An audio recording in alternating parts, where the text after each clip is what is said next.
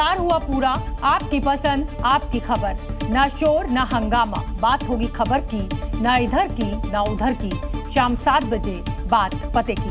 नमस्कार, मैं आपके साथ शोभना यादव। बात पते की में आज क्या खास और एक्सक्लूसिव रहने वाला है, जल्दी से आपको बता देती हूँ।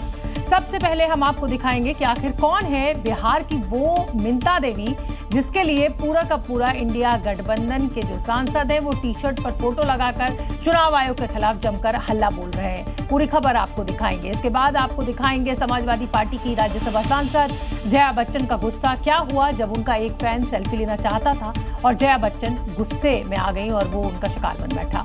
7:24 पर आपको दिखाएंगे फतेहपुर मकबरे पर हुए बवाल का मुद्दा। जब उत्तर प्रदेश विधानसभा के अंदर गूंजा तो उस वक्त क्या हंगामा हुआ, वहीं इस पर अब कैसी सियासत हो रही है वो भी आपको बताएंगे।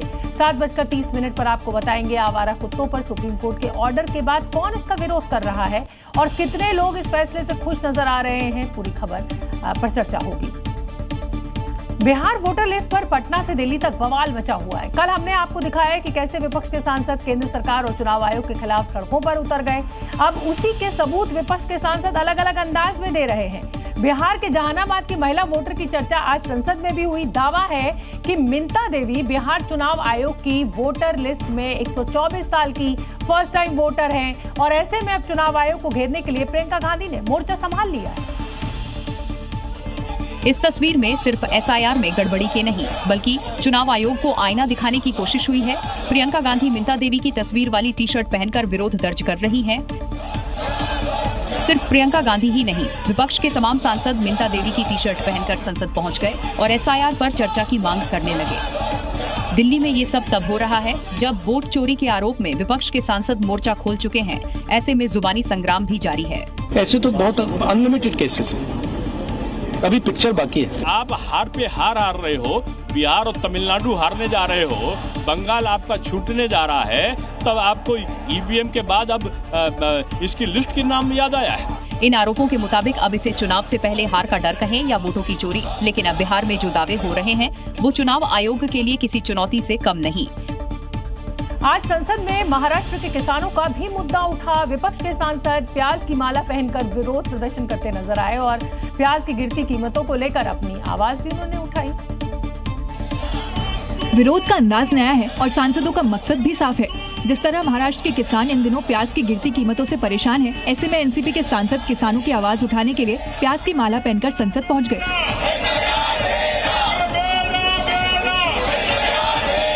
इस दौरान सांसदों ने सोनिया गांधी से भी मुलाकात की और अपने विरोध प्रदर्शन में उन्हें शामिल कर लिया।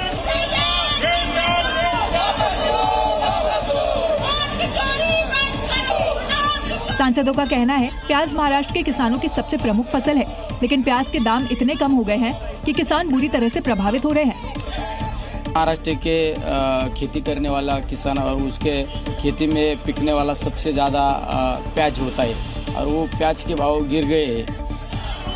अब तक जो नेता सब्जियों की बढ़ती कीमत पर विरोध प्रदर्शन करते थे, वो अब प्याज की गिरती कीमत का मुद्दा संसद में उठाने की कोशिश करते दिखे और अनोखे अंदाज में प्रदर्शन भी किया। कॉन्स्टिट्यूशन क्लब में जब विपक्षी पार्टियों के सदस्य इकट्ठा हुए तो दिग्गज अभिनेत्री और राज्यसभा सदस्य जया बच्चन से जुड़ी एक तस्वीर सामने आई और इस घटना ने जमकर सुर्खियां भी बटोरी। जैसे ही जया बच्चन कॉन्स्टिट्यूशन क्लब पहुंची तो एक शख्स पर वो भड़क गई। क्योंकि नजारा किसी फिल्मी सीन से कम नहीं, लेकिन यहाँ रोल कैमरे का नहीं गुस्से का था। घटना उस वक्त हुई जब शख्स जया बच्चन के साथ सेल्फी लेने की कोशिश कर रहा था। दावा किया जा रहा है कि जया बच्चन भड़क गईं और गुस्से में उसे धक्का दे दिया। चारों तरफ लोग हैरान क्योंकि ये सब पलक झपकते ही हुआ। तभी जया बच्चन के ठीक पीछे से मीसा भारतीय गुजरी और उन्होंने सेल्फी लेने वाले शख्स को समझाया, लेकिन तब तक गुस्से का सीन कैमरे में कैद हो चुका था।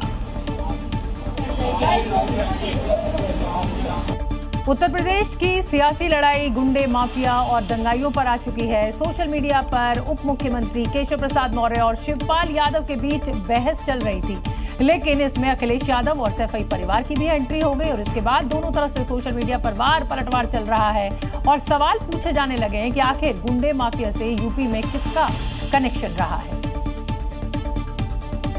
इस लड़ाई की शुरुआत डिप्टी सीएम केशव मौर्य ने की। उन्होंने अखिलेश यादव पर निशाना साधते हुए पूरे सईफई खानदान का जिक्र कर दिया। गुंडे, माफिया और दंगाई, सबके सब सईफई परिवार के भाई। उन्होंने लिखा, गुंडे, माफिया और दंगाई, सबके सब सईफई परिवार के भाई। जिसका जवाब अखिलेश यादव के चाचा शिवपाल ने बेहद तीखे और तल्ख अंदाज में दिया और बीजेपी सरकार को निशाने पर लेते हुए कई सवाल दाग दिए। उन्होंने सोशल मीडिया पर लिखा, केशव जी, गुंडे, माफिया और दंगाई कौन है, ये यूपी की जनता जानती है।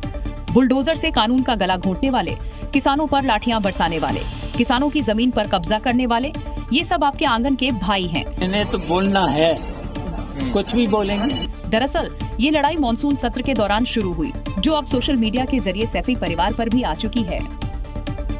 चुनाव आयोग के खिलाफ बिहार के साथ ही उत्तर प्रदेश में भी माहौल गर्म हो चुका है। मऊ में इलेक्शन कमीशन का पुतला दहन के वक्त समाजवादी पार्टी के कार्यकर्ता और पुलिस के बीच नोकझोंक हो गई।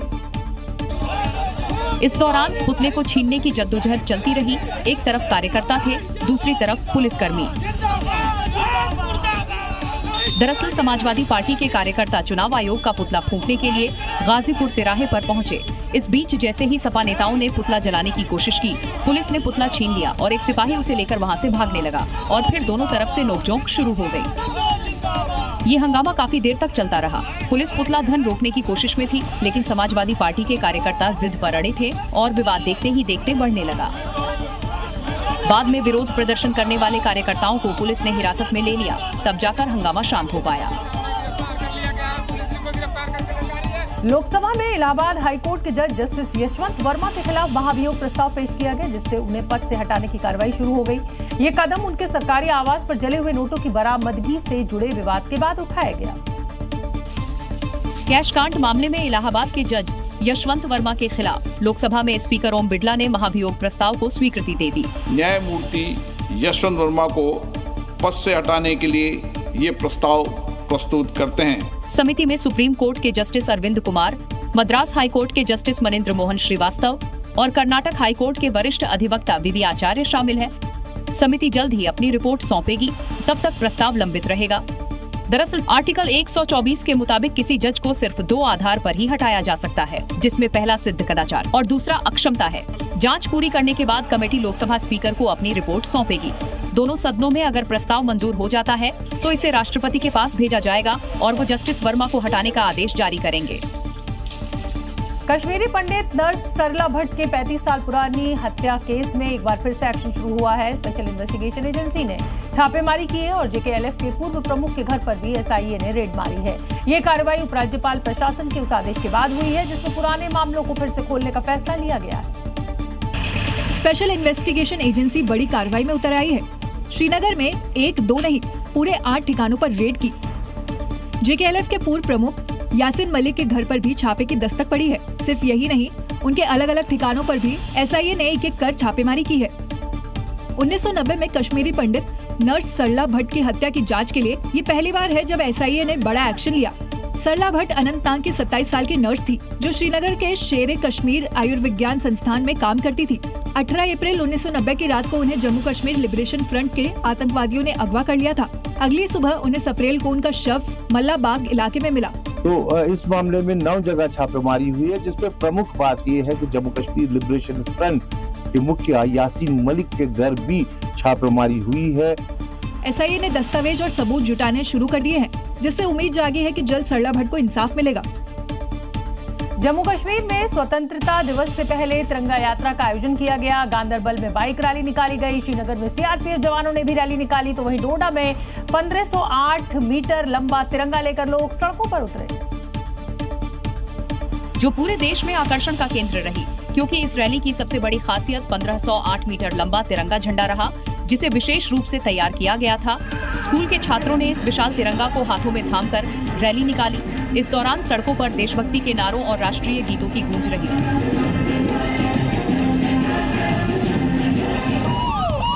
ऐसा ही नजारा जम्मू कश्मीर के गांदरबल में देखने को मिला, जहां स्वतंत्रता दिवस से पहले बाइक रैली का आयोजन किया गया, जिसमें भारी संख्या में लोग शामिल हुए। सभी के हाथों में तिरंगा नजर आया, जो बाइक रैली की शोभा बढ़ा रहा था। श्रीनगर के लाल चौक पर सीआरपीएफ के जवानों ने तिरंगा यात्रा निकाली। इस यात्रा में स्कूल के बच्चों ने भी हिस्सा लिया। इस दौरान बच्चों में जोश देखने लायक था। उत्तर प्रदेश विधानसभा में एआई यानी आर्टिफिशियल इंटेलिजेंस की चर्चा हुई और इस दौरान चैट जीपीटी से विधायक अभय सिंह ने जब सवाल पूछे जिसके जवाब बेहद चौंकाने वाले थे और इसका जिक्र करने पर यूपी विधानसभा ठहाकों से भी गूंजी था। क्योंकि सपा से निष्कासित विधायक अभय सिंह ने चैट जीपीटी को छल बता दिया। अब जैसे एआई में चैट जीपीटी आ गया है, ये तो मानव एक तरीके से ठग है। अभय सिंह ने चैट जीपीटी से थर्ड वर्ल्ड वॉर पर सवाल किए। थर्ड वर्ल्ड वॉर में क्या पोजीशन बनेगी, तो हमको हिंदुस्तान की क्या पोजीशन रहेगी, तो हमको अमेरिका के साथ बैठा दिया। फिर हमने कहा कि अमेरिका के साथ कैसे हो सकता है, वो पाकिस्तान फेवर उन्होंने किया, पाकिस्तान परमाणु संसाधन उन्होंने उपलब्ध कराया, पाकिस्तान परमाणु बम उन्होंने बनवाया, तो कहा हाँ आप रसा साथ जा सकते हैं। विधायक अभय सिंह यही नहीं रुके, उन्होंने अपनी कुंडली को लेकर चैट जीपीटी से सवाल किए। अभी एक दिन में अपनी कुंडली डाला उस पर, मान्यवर सही बोलना हो, गलत नहीं बोलना। मान्यवर ने कुंडली डाली अपनी, तो हमने कहा मान्यवर हमारा राज्य कब तक चलेगा, तो क्या एआई कहता है कि इस समय तक चलेगा। दरअसल यूपी विधानसभा में एआई को लेकर सेशन आयोजित किया गया था। जेल से बाहर आए बिहार के बाहुबली नेता अनंत सिंह किस पार्टी से चुनाव लड़ेंगे, इसकी तस्वीर अब करीब करीब साफ हो चुकी है। लेकिन इसी बीच नीतीश कुमार के खास माने जाने वाले अशोक चौधरी उनसे मिलने पहुंच गए और टिकट पर चर्चा से पहले भैंस पर चर्चा शुरू हो गई। अनंत सिंह अपनी गौशाला में अशोक चौधरी को भैंस दिखाने ले गए, जिसकी कीमत लाखों में है।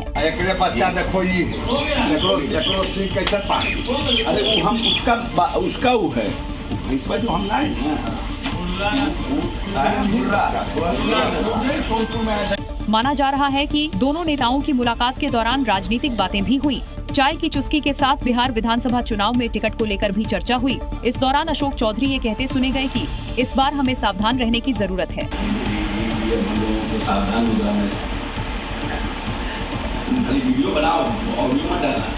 अशोक चौधरी और पाकिस्तान का हाल खिसियानी बिल्ली खंबा नोचे जैसा है। ऑपरेशन सिंदूर से मात खाया पाकिस्तान अब परेशान है। उसने भारतीय डिप्लोमेट्स के घरों की गैस सप्लाई रोक दी है। वहीं बिलावल भुट्टो के सिंधु जल समझौते वाले बयान पर मिथुन चक्रवर्ती का बयान भी अब खूब वायरल हो रहा है। हालांकि पाकिस्तान ने ऐसा पहली मर्तबा नहीं किया है। 2019 में एयर स्ट्राइक के बाद भी पाकिस्तानी अधिकारियों ने भारतीय डिप्लोमेट्स को इसी तरह परेशान किया था और अब फिर से वो अपनी औकात दिखा रहे हैं। इस्लामाबाद में डिप्लोमेट्स के घरों में गैस सप्लाई बंद कर दी गई है। अधिकारियों के मिनरल वाटर और न्यूज़पेपर भी बंद किए गए हैं।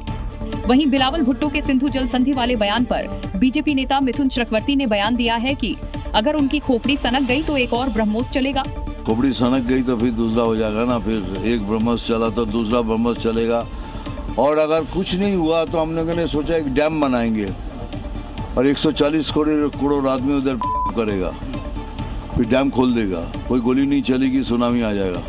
इस सुनामी का तो नहीं पता, लेकिन हर बार शिकस्त खाने के बाद भी पाकिस्तान अपनी चिंती चोरी वाली हरकतों से बाज नहीं आ रहा। अमेरिकी राष्ट्रपति डोनाल्ड ट्रंप और रूसी राष्ट्रपति व्लादिमीर पुतिन के बीच ऐतिहासिक बैठक होने वाली है। दुनिया की निगाहें इस बैठक पर हैं।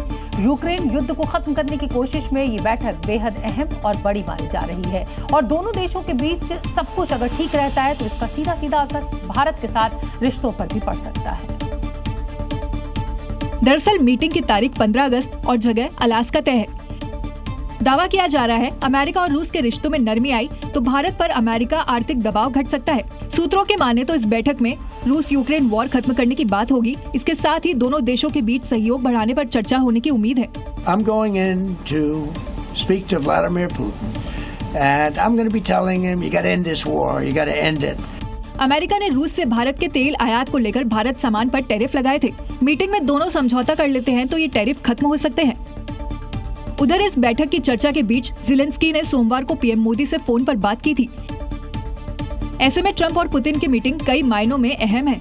कम दबाव, कम टैरिफ और तेल की सप्लाई पर संभावित राहत, ये सब भारत के हित में बड़े बदलाव ला सकते हैं।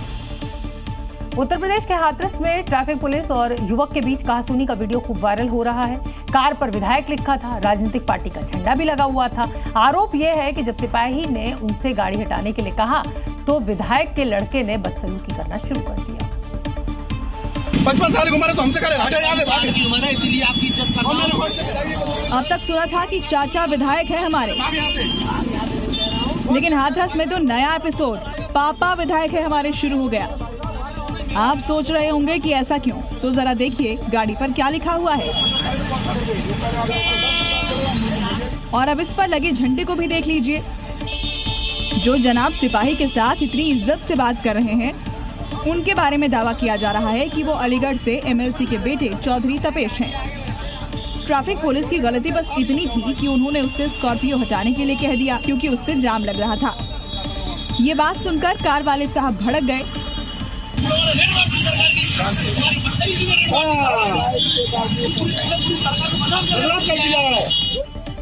ये पूरा वीडियो सोशल मीडिया पर वायरल हो रहा है, जो लोगों के बीच चर्चा का विषय बना है। उत्तर प्रदेश के संभल में प्रशासन का एक बड़ा एक्शन देखने को मिला। यहां सरकारी जमीन पर बने अवैध कब्रिस्तान को बुलडोजर से ढहा दिया गया। बताया जा रहा है कि लोगों ने 3 बीघा जमीन पर अतिक्रमण कर रखा था, जिसे प्रशासन ने बुलडोजर से ढा दिया। इस दौरान पुलिस ने उपद्रवियों पर काबू पाने के लिए ड्रोन से निगरानी भी की, क्योंकि कार्रवाई के दौरान भारी संख्या में लोगों की भीड़ जमा हो गई थी। पुलिस के मुताबिक सरकारी जमीन राजस्व अभिलेखों में नवीन पट्टी के रूप में दर्ज थी, जिस पर कुछ लोगों ने तार लगाकर कब्रिस्तान बना लिया था। प्रशासन कब्जा हटाने के लिए 9 जुलाई को नोटिस भेजा था, लेकिन अवैध कब्जा नहीं हटाने पर प्रशासन ने कार्रवाई की और बुलडोजर से ढा दिया।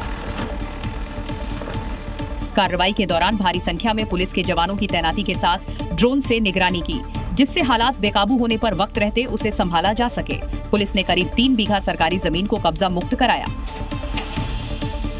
अगली खबर का रुख करेंगे। महाराष्ट्र के नागपुर से एक झकझोर देने वाली घटना सामने आई है। यहाँ शख्स ने अपने पिता की बेरहमी से पिटाई की, वहीं उसकी मां ये बैठकर तमाशा देखती रही। ये पूरी घटना वहां किसी ने अपने मोबाइल फोन में रिकॉर्ड कर ली, जिसमें शख्स अपने पिता को थप्पड़ मारता दिखा। इस घटना का जो वीडियो सामने आया, उसमें बुजुर्ग आदमी और बुजुर्ग महिला सोफे पर बैठे दिखाई दिए, जबकि उनका लड़का खड़ा नजर आया। तभी लड़के ने अपने पिता के बाल पकड़े और बेरहमी से पिटाई करने लगा।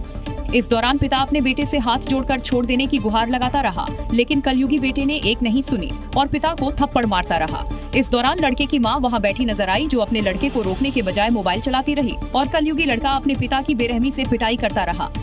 कई बार पिता ने लड़के को रोकने की कोशिश की, लेकिन वो नहीं माना और लगातार हमला करता रहा और बुजुर्ग रहम की भीख मांगता रहा।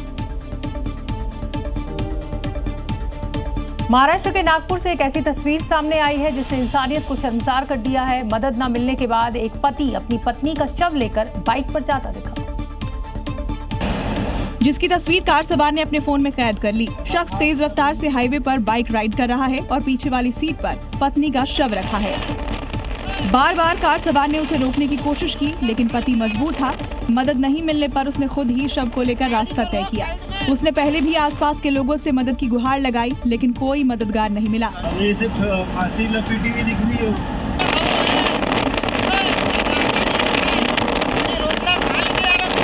इंसानी जिंदगी की कीमत क्या है, इस तस्वीर में साफ दिखाई दे रहा है। लाचार पति मदद नहीं मिलने के बाद बाइक से ही पत्नी के शव को ले जाता दिखा। रास्ते में कार सवार ने मदद की कोशिश भी की, लेकिन वो इतना टूट चुका था कि बिना किसी की बात सुने आगे बढ़ता रहा। जानकारी के मुताबिक सड़क हादसे में महिला की मौत हो गई थी, लेकिन उसके शव को ले जाने के लिए एम्बुलेंस तक नहीं मिली। आजकल इंसान पर गुस्सा इस कदर हावी है कि वो क्या कर जाए उसे खुद नहीं पता। गुरुग्राम में बदमाशों ने एक ऑटो चालक को तब तक पीटा जब तक वो अधमरा नहीं हो गया, और पिटाई के पीछे की वजह मात्र 10 रुपए थी। जरा सोचिए कि महज 10 रुपए किसी की जान पर भारी पड़ सकते हैं।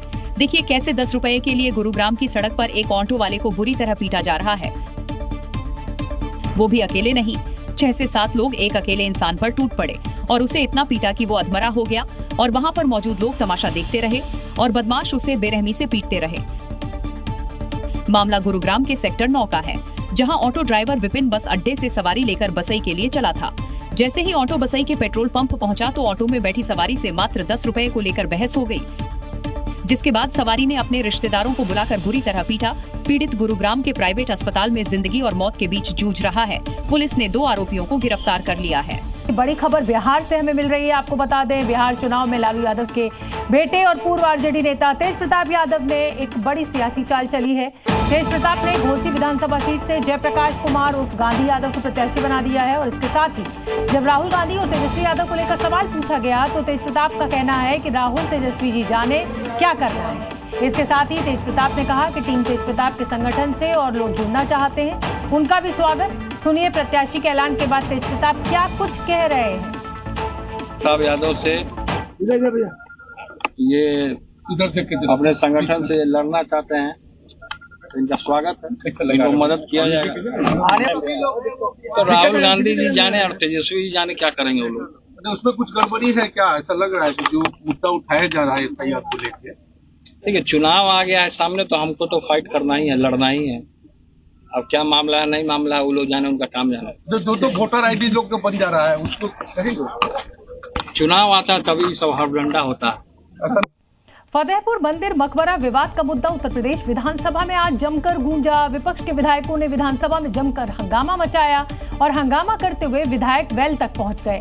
नेता प्रतिपक्ष माता प्रसाद पांडे ने मुद्दा उठाया और सरकार की तरफ से मंत्री सुरेश खन्ना ने जवाब दिया, लेकिन इस सवाल जवाब के बीच सदन में जमकर नारेबाजी हुई और इतना हंगामा बरपा कि विपक्ष के विधायक वेल तक पहुंच गए।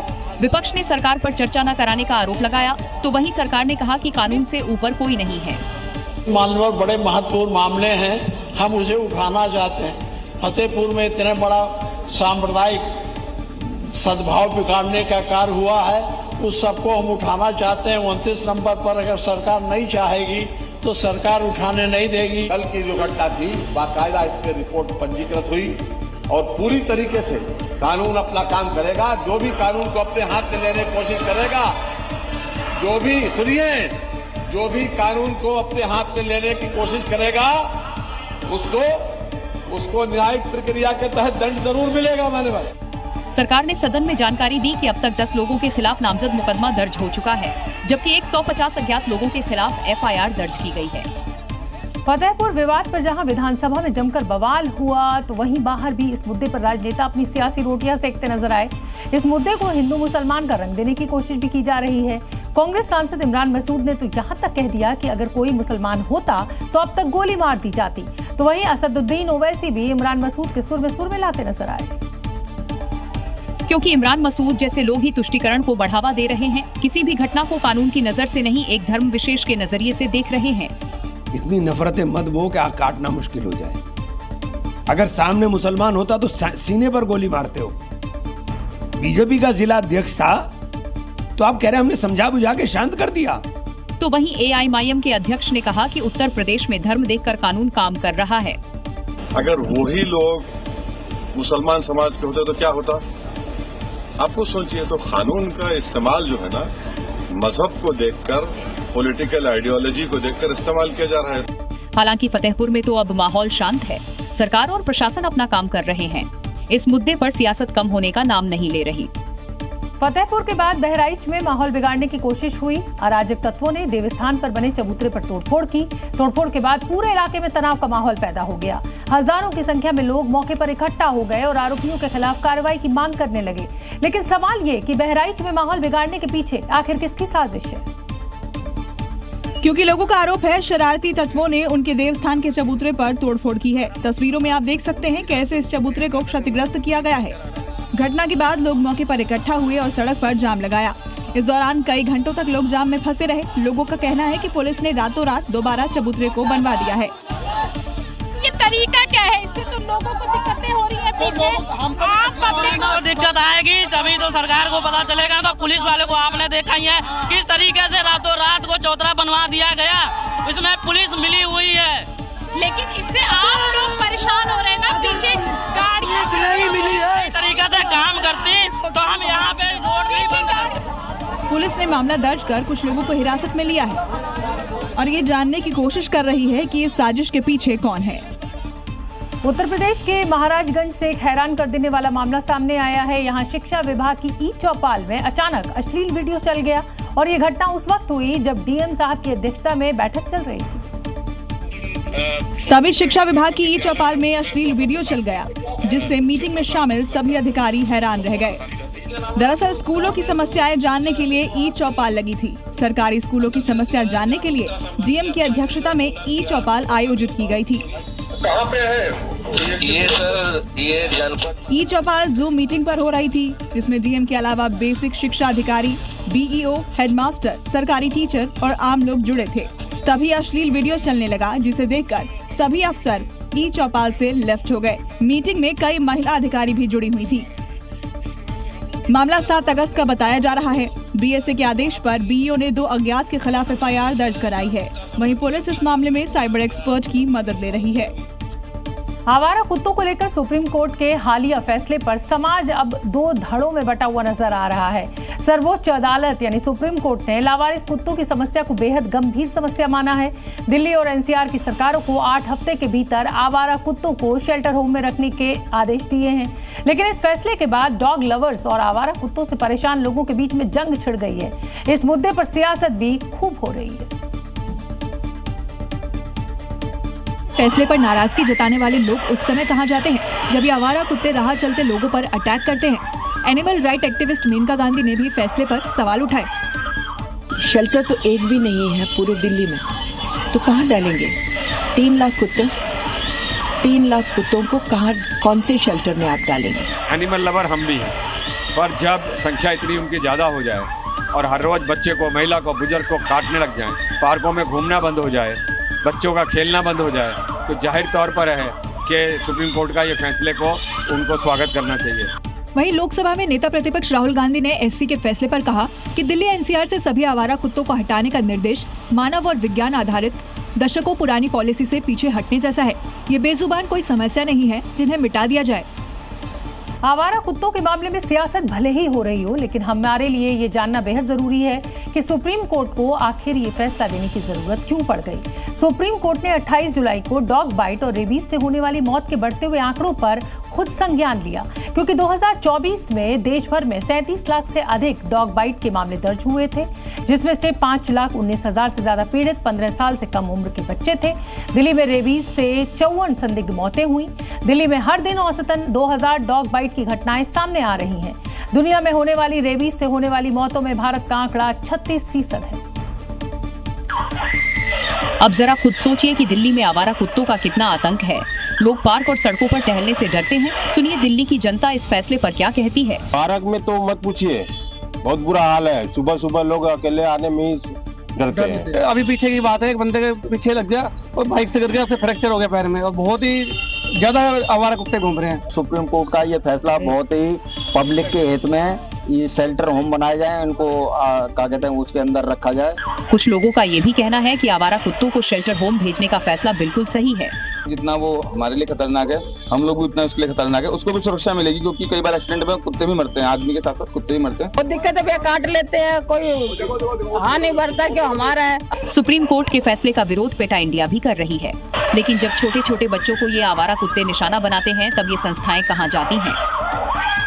बिहार में नाकामी छिपाने के लिए हर बार चूहों को दोषी ठहरा दिया जाता है। कभी चूहे शराब पी जाते हैं, तो कभी चूहे सड़क निकल जाते हैं। और ऐसा ही मामला पटना के बाढ़ इलाके से भी सामने आया है, जहां 4 लेन के साइड स्लोप में कई गड्ढे हो गए और इसके लिए भी शायद चूहे जिम्मेदार हैं। जिसका उद्घाटन सीएम नीतीश कुमार ने किया था, जिसमें कई जगहों पर दरारें आ गई, लेकिन प्रशासन इसकी जिम्मेदारी लेने के बजाय इसका ठीकरा चूहों पर फोड़ रहा है। दावा किया गया कि चूहों के बनाए बिल की वजह से पानी का बहाव शुरू हो गया, जिससे बड़े बड़े गड्ढे हो गए। कहीं कहीं पूरे एरिया में छुआ हुआ बिल कर देता, कहीं से पानी का बहाव ज्यादा हो गया तो एक आध जगह टूटा, उसको हम रिपेयर कर देंगे, क्योंकि हमारा रख रखाव हमारा ही है। वहीं स्थानीय निवासियों ने अधिकारी के बयान को बेतुका बताया। चूहा बिल नहीं करता है इसको। चूहा का कोई इसमें नहीं, कुछ नहीं है। चूहा के एकरा में कोई सवाल है? देखिए कितना मट्टी जमा हुआ है। इस साल मार्च में सीएम नीतीश कुमार ने पुल के एक लेन का शुभारंभ किया था। करीब 837 करोड़ रुपए की लागत से बख्तियारपुर मोकामा 4 लेन का काम 2017 में शुरू हुआ था, जो सीएम नीतीश कुमार का ड्रीम प्रोजेक्ट था। पुष्पा 2 स्टार अल्लू अर्जुन का एक वीडियो सोशल मीडिया पर खूब वायरल हो रहा है। दरअसल हाल ही में अल्लू अर्जुन मुंबई एयरपोर्ट पर देखे गए, जहां चेकिंग के दौरान वो सीआईएसएफ जवान से बहस करते हुए दिख रहे हैं। बहस के बाद उन्हें फाइनली मास्क उतारना पड़ता है और ऐसे में लोग कह रहे हैं पुष्पा इधर तो झुकना ही पड़ेगा, क्योंकि ये एयरपोर्ट है और यहाँ बिना चेकिंग किसी की एंट्री नहीं है। सुपरस्टार अल्लू अर्जुन से जब सीआईएसएफ के जवान से मास्क उतारने को कहा, तो पहले तो उन्होंने आनाकानी की। उनके साथ में मौजूद शख्स जवान को उनका परिचय देता रहा, लेकिन वो अपनी बात पर अड़ा रहा और अल्लू अर्जुन को आखिर में अपना मास्क उतारना पड़ा। ये घटना मुंबई एयरपोर्ट की बताई जा रही है। अल्लू अर्जुन सफेद टी शर्ट और काले ट्रैक में नजर आ रहे हैं। उन्होंने सिक्योरिटी चेकअप के दौरान एंट्री पॉइंट पर सुरक्षा कर्मी को अपना आईडी प्रूफ दिखाया, जिसके बाद सुरक्षा कर्मी ने उनसे सनग्लासेस और मास्क हटाने के लिए कहा। पहले तो एक्टर थोड़ा हिचकिचाते हैं और फिर वो सुरक्षा कर्मी से बहस करते दिखे और अंत में अल्लू अर्जुन को अपना मास्क उतारना पड़ा। सोशल मीडिया में एक्टर का ये वीडियो खूब वायरल हो रहा है। उत्तराखंड में भागीरथी नदी का जलस्तर लगातार बढ़ रहा है। ऐसे में उत्तरकाशी जिले में एक बार फिर तबाही का खतरा बढ़ गया है। संवेदनशील इलाकों में स्थिति गंभीर बनी हुई है। मौसम विभाग ने भारी बारिश का अलर्ट भी जारी कर दिया है। उत्तरकाशी में बादल फटने के बाद कई स्थानों पर प्राकृतिक बदलाव भी देखने को मिला है और इससे पूरे इलाके में खौफ बना हुआ है कि कहीं पहाड़ों से एक बार फिर मुसीबत न बरसने लगे। पानी का जलस्तर लगातार बढ़ रहा है, आप लोग सुरक्षित स्थानों पर चले जाएं। इसीलिए प्रशासन अलर्ट हो गया है और अधिकारी मुनादी कर रहे हैं कि नदी के किनारे पर रहने वाले लोग सुरक्षित जगहों पर चले जाएं। पानी का जलस्तर लगातार बढ़ रहा है, आप लोग सुरक्षित स्थानों पर चले जाएं। क्योंकि भागीरथी नदी उफान पर है, ऐसे में उत्तरकाशी जिले में खतरा ज्यादा बढ़ गया है। क्योंकि निचले इलाकों में लगातार पानी बढ़ रहा है, ऐसे में बाढ़ का खतरा ज्यादा है। हर्षिल के कई इलाकों में हालात ज्यादा गंभीर हो गए हैं। भागीरथी नदी की लहरें डरा रही हैं। उत्तरकाशी में बादल फटने के बाद से उस इलाके में कई प्रकार के प्राकृतिक बदलाव देखने को मिल रहे हैं। एक तरफ खीर गंगा के किनारे का इलाका पूरी तरह तबाह हो गया है। मौसम विभाग ने अगले 2 दिनों तक भारी बारिश का अलर्ट जारी किया है, इसीलिए आपदा प्रबंधन की टीमें अलर्ट पर हैं। उत्तराखंड के देहरादून में मूसलाधार बारिश की वजह से रिस्पा नदी जो है उफान पर है और इसके चलते कई इलाकों के डूबने का खतरा पैदा हो गया है। क्योंकि पिछले 24 घंटे से हो रही मूसलाधार बारिश की वजह से रिस्पना नदी खतरे के निशान के ऊपर पहुंच गई है। देहरादून से जो वीडियो सामने आया उसमें रिस्पना नदी उफान पर बहती नजर आई, जो अपने साथ सब कुछ बहा ले जाने के लिए आमादा थी, क्योंकि उसकी लहरें मीटर से ऊंची उठती दिखी, जिससे वहां मौजूद लोग खौफ से भर गए। इस दौरान वहां लोग अपनी जान जोखिम में डालकर रिस्पना नदी की लहरें अपने मोबाइल में कैद करते दिखे। देहरादून में भारी बारिश की वजह से मौसम विभाग ने अलर्ट जारी कर दिया है। साथ ही लोगों को नदी के पास नहीं जाने की सलाह दी, क्योंकि नदी का जलस्तर बढ़ने से कई गांवों पर डूबने का खतरा मंडरा रहा है। देवभूमि उत्तराखंड में तबाही थमी भी नहीं है कि अब पहाड़ के बाद मैदानी इलाकों में भी सैलाब दिख रहा है। नदियों में उफान की वजह से पक्के मकान ताश के पत्तों की तरह भरभरा कर गिरते नजर आए। क्योंकि नदियों में पानी का जलस्तर तेजी से बढ़ रहा है, नदी किनारे बने मकान के नीचे से जमीन खिसक रही है और देखते ही देखते इमारतें कुछ इस तरह से ढह रही हैं। ये तबाही की तस्वीर उत्तराखंड की राजधानी देहरादून की है, जिसे वहां मौजूद लोगों ने अपने फोन में कैद कर लिया। ओ भाई साहब, ये पूरा घर गिर जाएगा।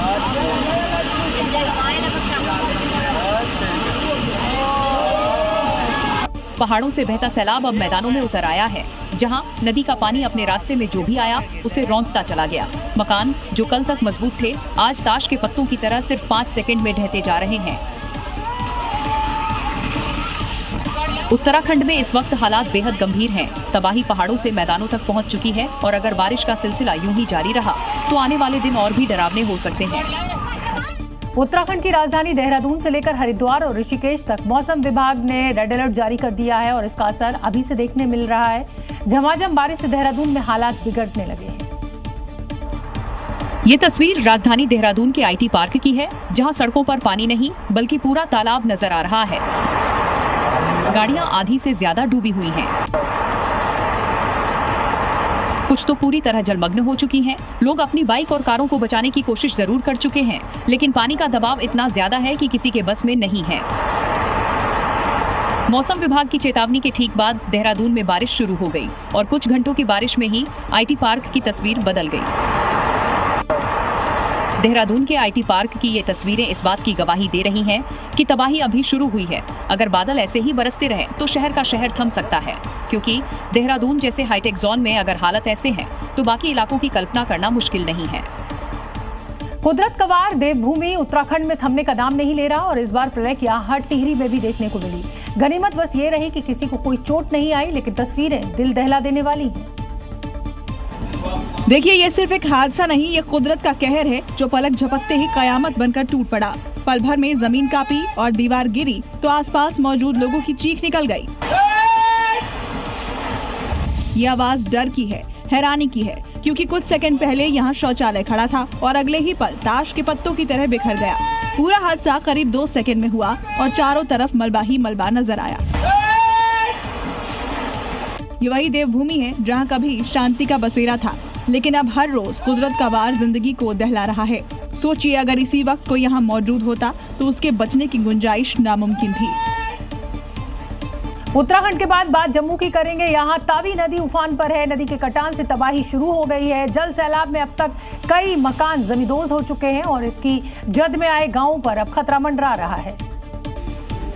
तबाही की तस्वीर रोंगटे खड़े कर देने वाली है। देखते ही देखते पक्का मकान नदी में समा गया। तवी नदी में पानी का सैलाब इस कदर बढ़ा कि लोगों के आशियाने एक एक कर नदी में समा रहे हैं। नदी किनारे बसी बस्तियां अब खतरे की जद में हैं।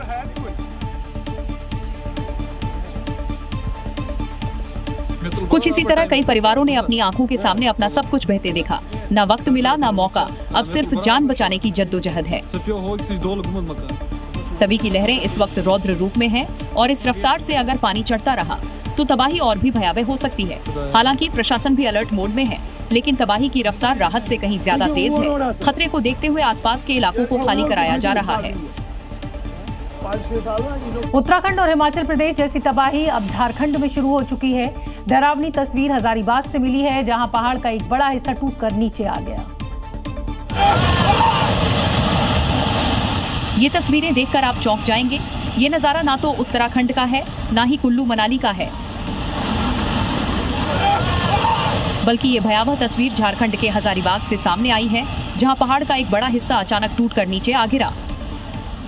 देखते ही देखते जमीन हिलने लगी, इलाके में धूल का गुबार छा गया और चंद सेकंड में मजबूत चट्टान मिट्टी में मिल गया।